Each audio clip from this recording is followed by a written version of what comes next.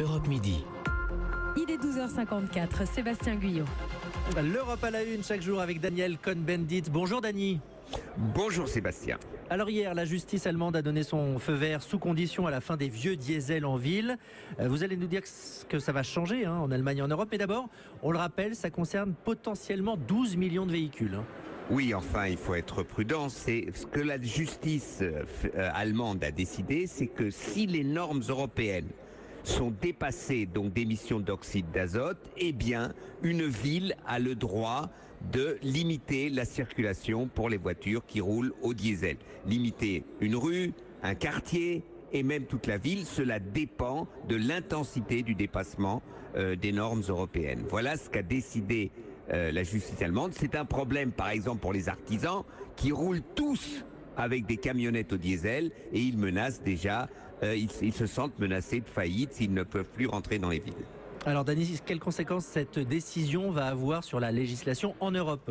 Eh bien, je crois qu'à partir de ce moment-là, l'Union européenne, le Parlement européen et la Commission européenne devraient se demander s'il ne serait pas plus intelligent d'obliger toutes les villes et d'obliger les pays à avoir ce qu'on appelle une vignette bleue, c'est-à-dire une vignette qu'obtiennent les voitures si elles sont aux normes européennes. Alors on pourrait commencer par une norme un peu plus ancienne, la norme 5 de la Commission européenne pour les émissions d'azote, de NOx, et puis après aller vers la 6, comme ça on aurait dans toute l'Europe la même limitation pour les voitures diesel si elles ne sont pas aux normes. Dany, est-ce que ça veut dire que l'industrie automobile n'a plus d'autre choix que de s'adapter à la révolution verte ?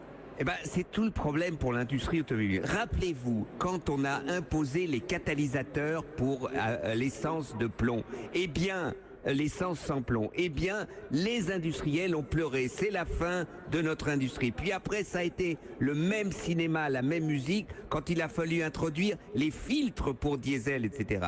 Oui, l'industrie automobile doit comprendre que dans les années à venir, et c'est pour ça qu'une régulation européenne est la meilleure chose, eh bien, il faut qu'ils évoluent dans la production des voitures pour qu'ils produisent, ils organisent, ils construisent des voitures qui soient aux normes européennes et qu'il n'y ait plus d'émissions du tout. C'est un défi pour l'industrie automobile européenne. L'Europe à la une tous les jours avec Daniel Cohn-Bendit. Merci Dany, bonne journée à vous et à demain. Et à demain Sébastien et amusez-vous bien.